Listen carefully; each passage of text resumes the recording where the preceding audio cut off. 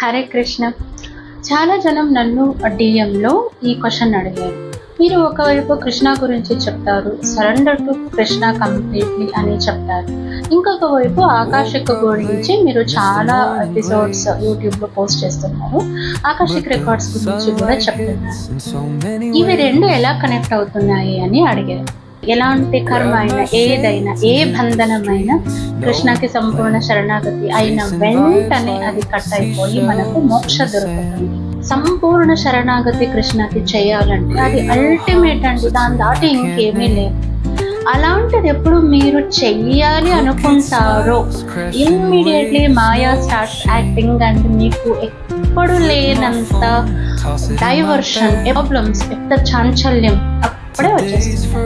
లేదా చాలా స్ట్రాంగ్ ఉన్నారనుకోండి, ఫైనాన్షియల్ ప్రాబ్లమ్స్, ఎవరికో హెల్త్ ప్రాబ్లమ్స్, ఇలాంటివి వచ్చేసి నేను ఇంత చేసినా కూడా నాకు ఇన్ని ప్రాబ్లమ్స్ వచ్చాయి, అసలు నేను కృష్ణ భక్తి చేయాలా వద్దా, ఎవరో చెప్పింది విన్నాను కృష్ణ భక్తి చేస్తే ఇలాంటివన్నీ అవుతాయని.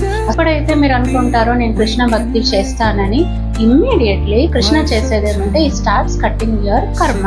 మనకు తెలుసు, మన ఆర్గన్ కట్ చేయాలంటే మనకు ఆపరేషన్ చేస్తారు, చాలా నొప్పి అవుతుంది. మనకు ఆపరేషన్ చేసి దాన్ని హీల్ చేస్తారు. ఇక్కడ కూడా అంతే, వెన్ ఈజ్ కటింగ్ యువర్ కర్మ, ఆపరేటింగ్ యూ, మీకు నొప్పి అవుతుంది కానీ మీకు తెలీదు ముందర ఆ కర్మ కట్ అయిపోయి మీరు హీల్ అవుతారని. మనకి అర్థమయ్యేదేమి, అరే ఇది నాకు ప్రాబ్లం అవుతా ఉంది, నాకు హెల్త్ ప్రాబ్లం, నాకు ఫైనాన్షియల్ ప్రాబ్లం, నాకు రిలేషన్షిప్లో ప్రాబ్లం అని మీరు అనుకుంటారు. కానీ యాక్చువల్ ఏమవుతుంది, Krishna is operating what is unnecessary and అదంతా కర్మ కట్ చేసేసి, అలాంటి వాళ్ళంతా తీసేసి, అన్నెసెసరీ థింగ్స్ అన్నా తీసేసి, మిమ్మల్ని ప్యూర్ గోల్డ్ చేసేసి, పవర్ఫుల్గా చేసేసి తనలోకి, తన దగ్గరకు తీసేసుకుంటారు.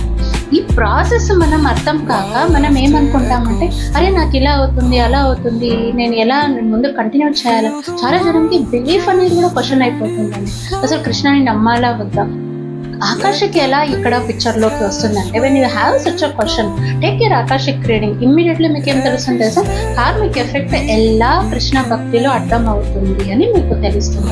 ద డే యూ నో ఇలాంటి కర్మ వల్ల నాకు ఇలా ప్రాబ్లం అయ్యి ఇన్ని జన్మలు ఎత్తుతూ వస్తున్నాను, నేను కృష్ణ భక్తి చేయలేకపోతున్నాను, కృష్ణ దగ్గరికి వెళ్ళలేకపోతున్నాను, కృష్ణాన్ని పొందలేకపోతున్నాను అని మీకు డెఫినెట్లీ అర్థమవుతుంది.